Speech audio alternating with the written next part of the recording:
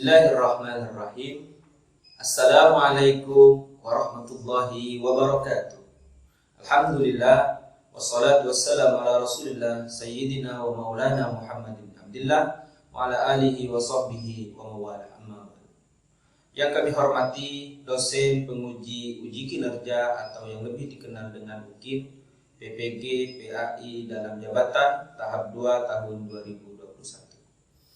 Perkenalkan, nama saya Rusdiamanto SPD. Saya guru pendidikan agama Islam SMA Negeri 1 Air Besar, Kabupaten Lenang. Sekaligus mahasiswa PPG PAI dalam jabatan tahap 2 tahun 2021 di LPTK IAIN Pontianak.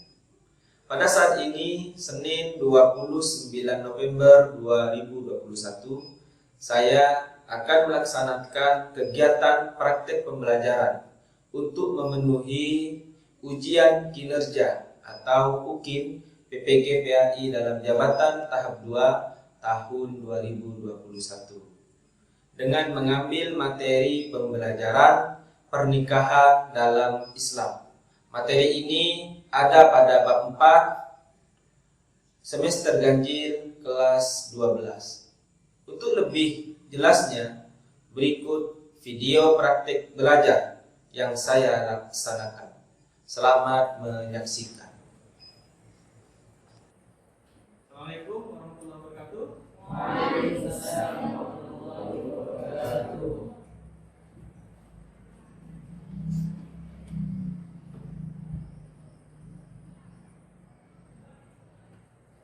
Ya, apa kabar semuanya?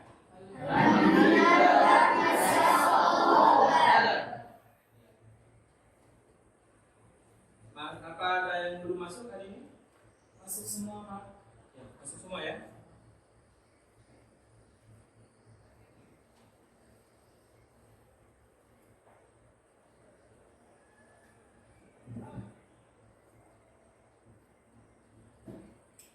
Oke. Seperti biasa, sebelum kita memulai pembelajaran kita, mari kita berdoa bersama. Kami minta kepada ketua untuk memimpin doa. Silakan. Bismillahirrahmanirrahim. Mari kita memulai pelajaran kita dengan membaca doa bersama-sama. Bismillahirrahmanirrahim. Rabbi zidni ilma warzuqni fahman bi rahmatika ya arhamar rahimin. Terima kasih. Oke.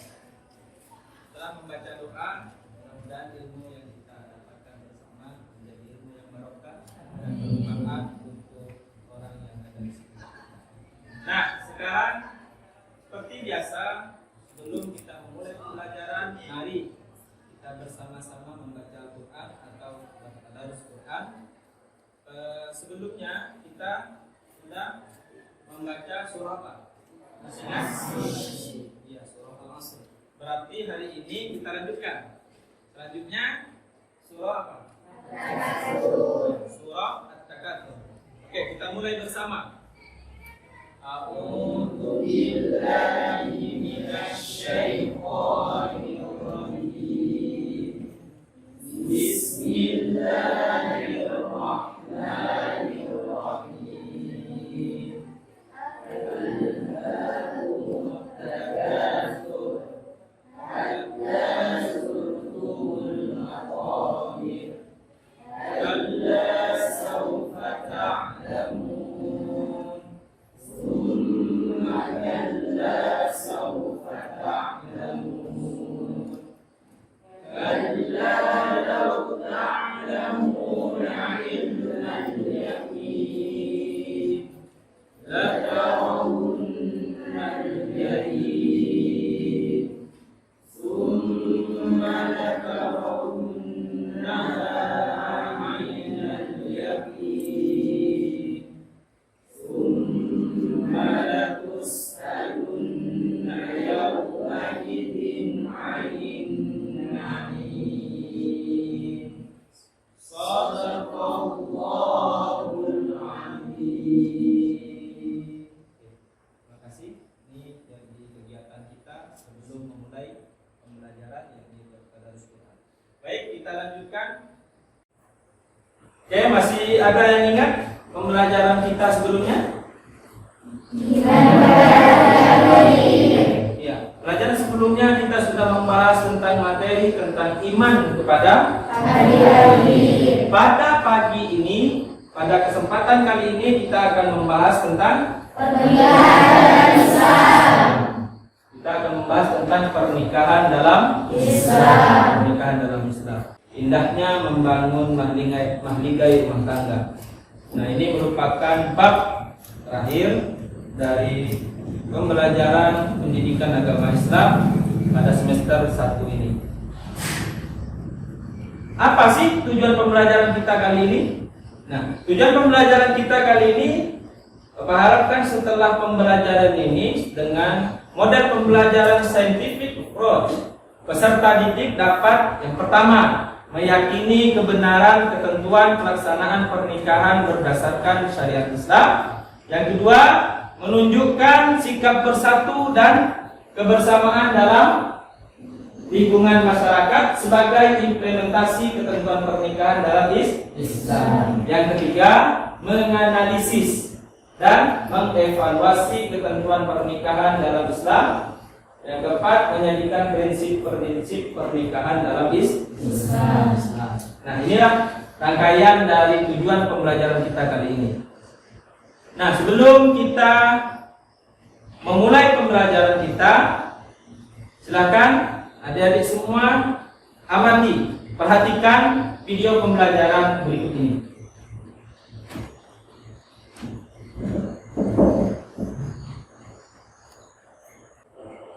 Ya, silakan diperhatikan.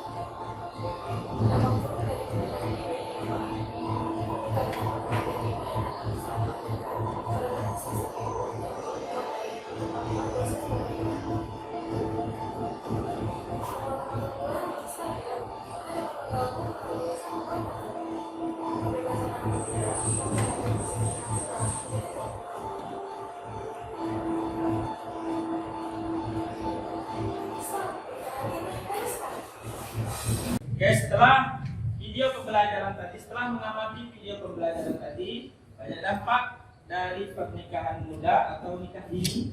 Pernikahan dini banyak sekali tadi dampaknya, dan kita di Indonesia masuk pada peringkat 7 pernikahan yang gagal karena nikah muda.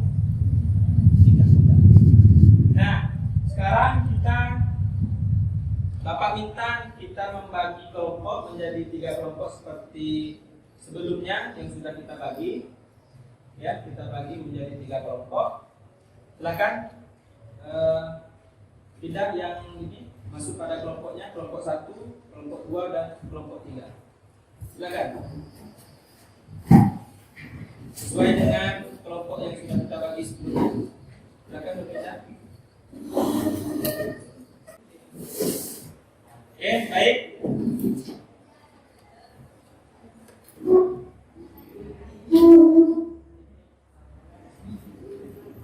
Nah, sekarang Bapak akan membagikan lembar kerja peserta didik. Di sini ada perintahnya untuk kelompok 1, kelompok 2 dan kelompok 3. Silakan dibaca apa perintahnya di LKPD yang akan Bapak bagikan ini. Masing-masing kelompok menyesuaikan dengan perintah dari kelompoknya masing-masing.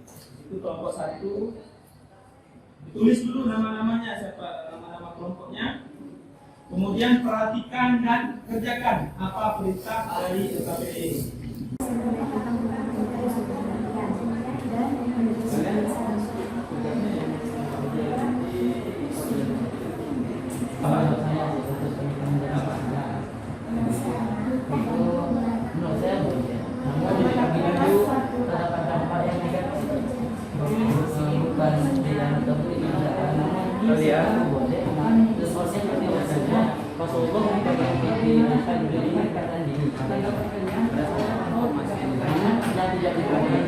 Karena ada dasar mengerjakan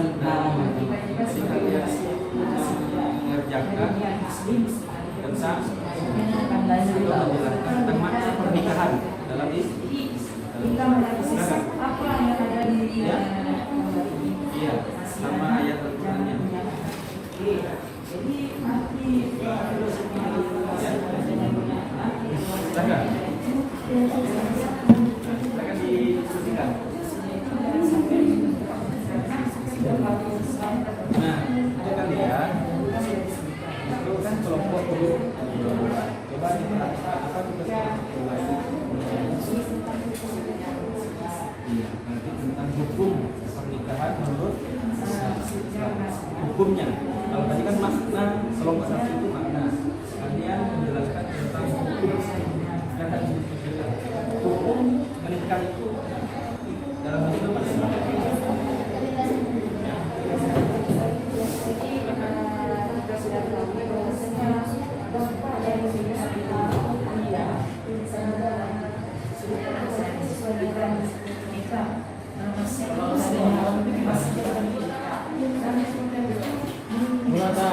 kalau saya sih pernikahan dan Islam itu kebanyakan itu orang gila itu kenapa itu bisa haram banget?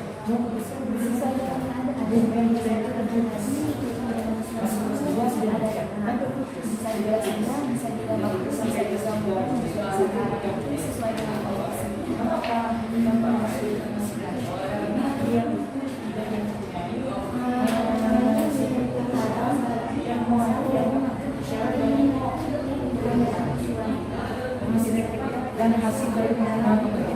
Jadi kalau seandainya kita putusnya dalam pendidikan, ketika pendidikan kita putus, kita itu nikah. Ketika nikah, kita itu sudah wasiat karena tidak ada dokumen yang kita berikan kepada ketika Oke, sudah semua ya? Oke.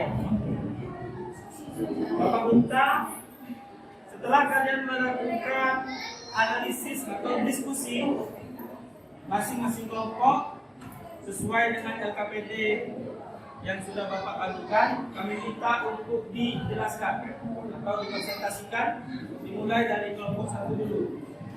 Ya, silakan kelompok 1. Siapa yang ingin menjelaskan? Ya, silakan. Silakan nomor 1. Dengarkan yang lain kelompok 2 dan kelompok 3, silakan didengarkan. Presentasi di kelompok 1. Silakan nomor 1. Assalamualaikum warahmatullahi wabarakatuh. Jadi kami dari kelompok 1 akan membahas tentang makna dari pernikahan itu tersendiri. Yang pertama, pengertian dari munafakat. Kata munafakat itu memang jarang didengar oleh kita.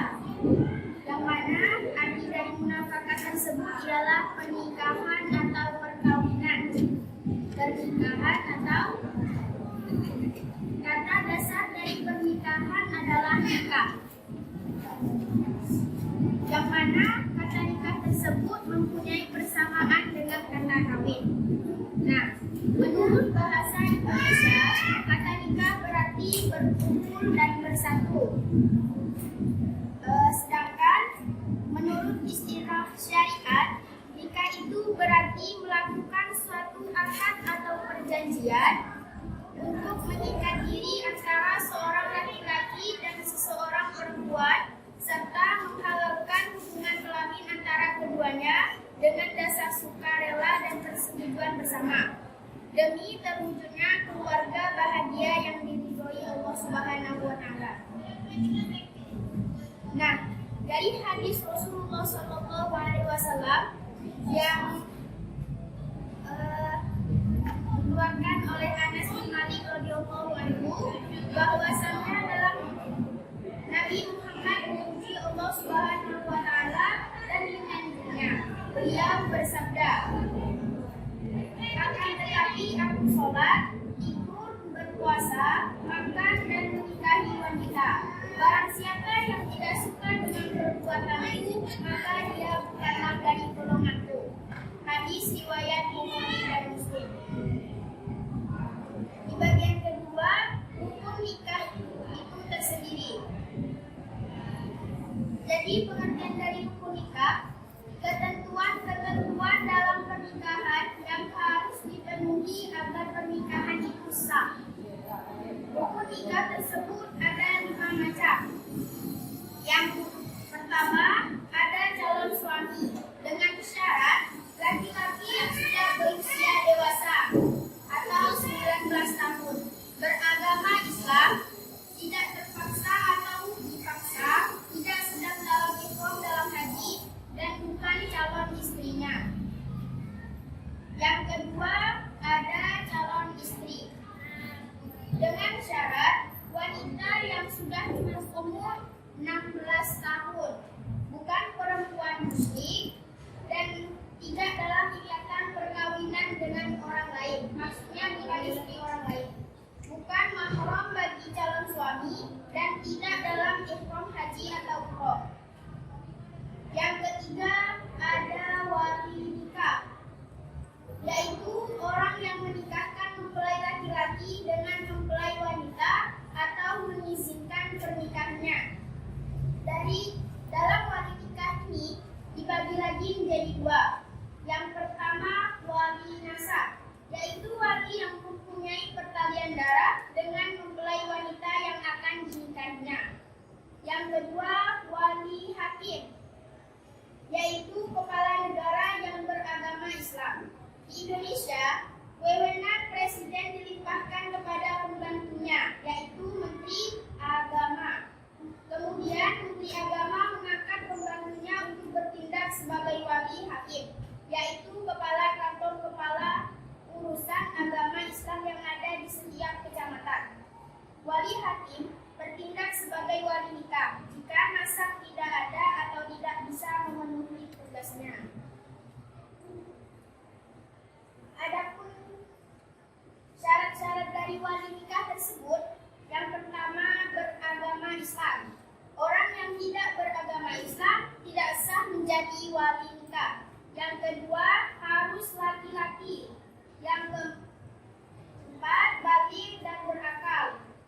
Kemudian merdeka dan bukan hamba sahaya, bersifat adil, tidak sedang ihram haji atau umroh. Kemudian rukun nikah. Yang keempat, ada 2 saksi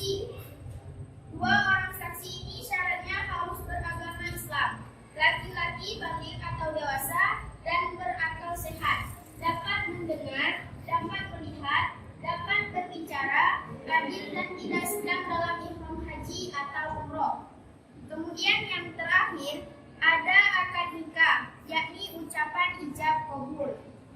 Ijab adalah ucapan wali dari pihak mempelai wanita sebagai penyerahan kepada mempelai laki-laki. Qabul adalah ucapan mempelai laki-laki sebagai tanda penerimaan. Suami wajib memberi mas kawin mahar kepada istrinya karena merupakan syarat nikah. Tetapi mengucapkannya dalam akad nikah hukumnya sunnah. Suruhan untuk memberikan mas kawin terdapat dalam Al-Quran, Surah An-Nisa ayat 4. Baik, cukup di sini yang dapat kami paparkan. Mungkin ada yang bisa ditanyakan?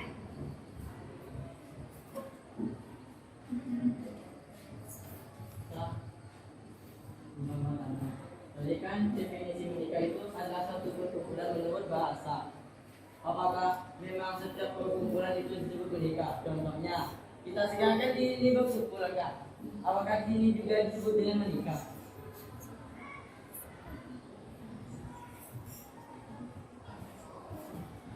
Ya, silakan. Iya, Pak. Nanti pertanyaannya sebelum dijawab, sebelum yang lain memberikan pertanyaan, satu-satu saja. Silakan. Baik, yang ditanyakan, apakah setiap perkumpulan itu dikatakan nikah? Tidak. Kenapa? Karena dalam nikah itu tersendiri memiliki syarat dan rukun-rukun yang harus dipenuhi. Nah, tidak semua perkumpulan itu sesuai dengan rukun dan syarat yang ada dalam pernikahan seperti itu. Jadi tidak semua perkumpulan itu dikatakan pernikahan. Sudah jelas ya? Iya, Pak. Beri aplaus dulu kepada kelompok 1. Oke, Pak Kira cukup penampilan dari kelompok 1. Ya, cukup ya dari kelompok 1. Sekarang kita lanjutkan pada kelompok 2. Silakan untuk memaparkan hasil diskusinya. Silakan pada kelompok 1. Kelompok 2 maaf. Ya, silakan. Berdiri, yang ingin memaparkan silakan berdiri. Bismillahirrahmanirrahim. Di sini kami disuruh untuk menganalisis tentang hukum pernikahan. Pernikahan itu hukumnya ada 5. Yang pertama di sini ialah hukumnya sunnah. Sunnah syaratnya untuk menjadi sunnah itu yang pertama bagi orang yang ingin mampu menikah, namun dia jika dia tidak menikah, dia mampu untuk mengendalikan dirinya untuk berbuat zina.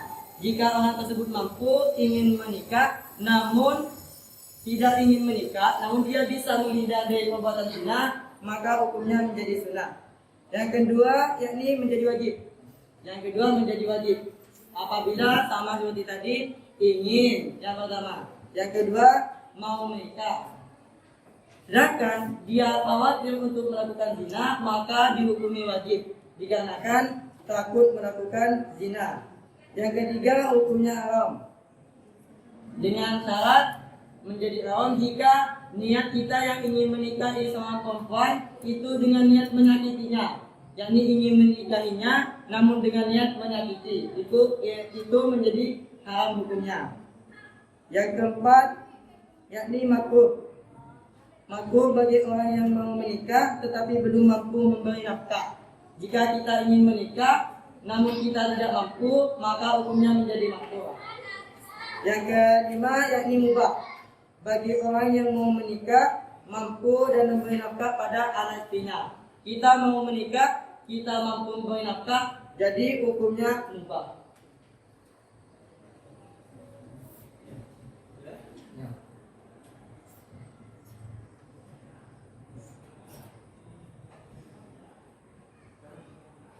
Ada yang ditanyakan dengan kelompok 2?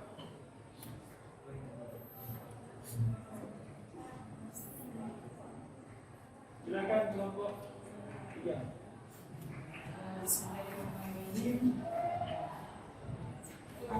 Bagaimana hukumnya jika menikah dini itu mampu untuk membiayai atau memberi kebutuhan kepada keluarganya, memberi kebetulan kepada istrinya. Apa hukumnya? Jika menikah dini namun keadaan dini tersebut mampu menafkahi kepada keluarganya, maka seperti tadi, yakni menjadi mubah. Karena apa? Karena dari anak dini tersebut itu mau menikah yang pertama, yang kedua itu mampu memberi nafkah kepada anak istrinya, maka hukumnya menjadi mubah. Begitu. Gimana kelompok 3? Iya. Kita cukup ya kelompok 3. Kelompok 2 silakan ditutup. Mungkin itu saja yang dapat saya presentasikan dari kelompok kami. Selanjutnya saya serahkan kepada Bapak Guru. Oke, yang selesai untuk kelompok 2 yang sudah memaparkan hasil presentasinya, hasil diskusinya. Kita beri aplaus dulu kepada kelompok 2. Bagus ya. Sekarang terakhir pada kelompok 3 untuk memaparkan hasil diskusinya. Silakan. Bismillahirrahmanirrahim. Di sini saya menjelaskan bagaimana tanggapan kalian sebagai generasi milenial muslim muslimah tentang berita dan kabar berita ini. Jadi di bawah ini gambarnya menjelaskan tentang masih anak jangan punya anak. Jadi kita ini sebagai generasi muda masih kecil, masih tidak tahu apa-apa, itu jangan sampai kita itu kawin muda, kawin dini, nikah dini. Karena akibat dari nikah dini tersebut menjadi faktor-faktor, ada faktor-faktornya. Ialah pertama tradisi. Tradisi tersebut faktor terjadinya nikah dini akibat dari tradisi. Seperti suku kita ini memang dari tradisinya nikah dini, maka kita itu ikut kepada tradisinya. Yang kedua, pendidikan, faktor dari pendidikan. Jadi faktor dari nikah dini itu ialah pendidikan. Seperti kurangnya pendidikan, seperti sains kita nih sebagai siswa kurangnya pendidikan, maka kita itu mempunyai pikiran yang negatif. Negatifnya itu untuk berhenti dari pendidikan. Yang ketiga ialah internet dan media sosial. Jadi faktor nikah dini tersebut ialah akibat dari internet dan media sosial.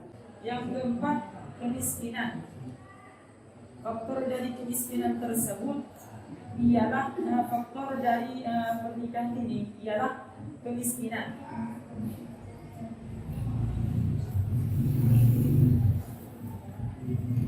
Jadi ketika kita mempunyai keluarga, tapi kita itu tidak mampu untuk menafkahi hidup kita sendiri, maka terjadilah nikah dini karena faktor kemiskinan. Yang kelima, karena orang tua. Kebanyakan orang tua sekarang itu tidak profesional, maksudnya itu tidak memberi saran dulu kepada anak-anaknya. Nah, dari penjelasan yang saya jelaskan tadi dari paparan tersebut, adakah audien yang mau bertanya atau tidak paham dari penjelasan tersebut?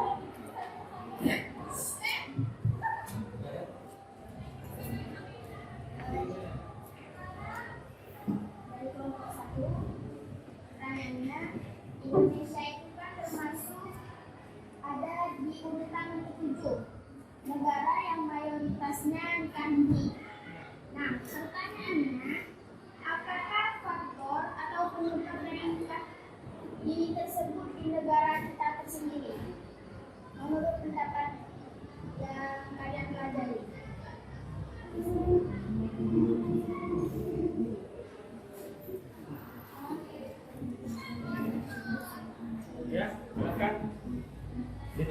kelompok 3. Pertanyaan dari kelompok 1 tadi, kalau di Indonesia itu sendiri masuk ada faktor apa bisa masuk ke urutan ke-7 dengan ini? Seperti yang saya jelaskan tadi, faktor akibat dari nikah tersebut seperti faktor pendidikan. Yang pertama itu faktor pendidikan.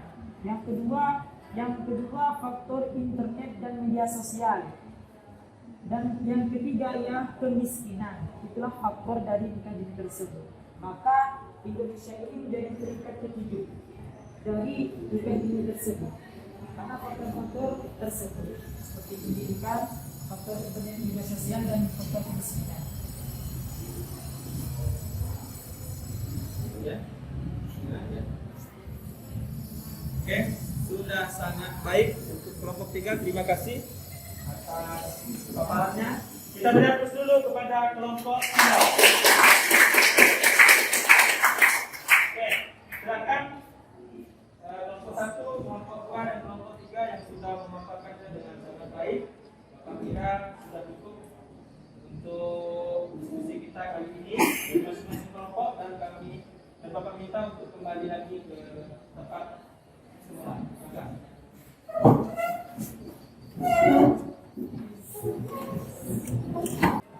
Oke, terima kasih semua atas pemaparan dari masing-masing kelompok, mulai dari kelompok 1, kelompok 2, kelompok 3 yang sudah sangat bagus mempresentasikan atau memaparkan hasil diskusi Anda dari masing-masing kelompok. Sekarang sebelum kita mengakhiri pembelajaran kita kali ini, kita simpulkan bersama apa saja yang sudah kita jelaskan. Materi kali ini tentang pernikahan dalam Islam. Mulai tadi kita membahas tentang makna, kemudian hukum, yang ketiga apa? Dampak pernikahan ini. Yang pertama tadi tentang makna pernikahan atau nikah. Nikah itu dalam bahasa Arab berarti berkumpul. Nikah tadi maknanya apa? Bertemunya atau berkumpulnya dua orang insan, laki-laki dan perempuan. Adakah syaratnya untuk menikah? Apakah hanya dengan berkumpul saja? Tidak. Tapi nikah itu mempunyai syarat tersendiri. Minimal rukunnya ada 5. 1. Ada suami. Rukun nikah itu yang pertama calon suami. Nggak ada suaminya gimana? Ya nggak bisa nikah. Harus yang kedua calon istri. Ada suami tapi nggak ada calon istrinya, sama nggak bisa juga. Jadi dua-duanya sana. Ini syarat mutlak, harus ada calon suami, yang kedua calon istri, yang ketiga apa? Ada wali. Yang paling berhak menjadi wali adalah wali nasab, terutama ayah. Ya. Karena tadi wali itu kata yang memaparkan tadi, walinya ada 2, wali nasab, wali jadi yang paling berhak adalah wali nasab. Kalau sang wali nasab tidak tahu atau tidak memenuhi syarat, maka boleh mewakilkan kepada wali. Dalam hal ini kamu. Yang keempat, adanya 2 orang saksi. 1 orang saksi boleh enggak? Tidak. 2. Tapi gimana? Apa? Maka semua orang yang hadir misalnya disuruh jadi saksi. Boleh. Tidak boleh kalau kurang, karena ketentuannya sudah ditetapkan 2. Yang kelima, adanya ijab. Apa itu ijab? Menyerahkan. Jadi perempuan ini karena punya suami? Pada calon suaminya dengan apa? Dengan akad atau ijab. Yang ke apa? Kabul itu. Jadi karena sudah diserahkan oleh walinya si perempuan tadi yang mau menerima disebut dengan kabul. Siapa yang terima itu? Suami. Boleh nggak diwakilkan? Boleh diwakilkan? Kalau nikahnya lewat apa? Boleh? Jadi ini adalah proses dari pernikahan. Minimal yang syarat mutlak dalam pernikahan ada ini. Ya, hukumnya ada ini. Yang pertama, yang kedua, yang ketiga, haram, yang keempat, yang kelima, Bapak kira cukup sampai di sini pembelajaran kita. Bapak kira kita sudah memahami tentang pernikahan dalam Islam. Kita lanjutkan minggu depan pertemuan kedua tentang pernikahan dalam Islam. Di pertemuan berikutnya kita akan membahas tentang hikmah pernikahan dalam Islam. Bagaimana pembelajaran kita kali ini? Alhamdulillah, luar biasa, Allahu Akbar. Mudah-mudahan semuanya mendapatkan ilmu yang barokah dan ilmu yang bermanfaat.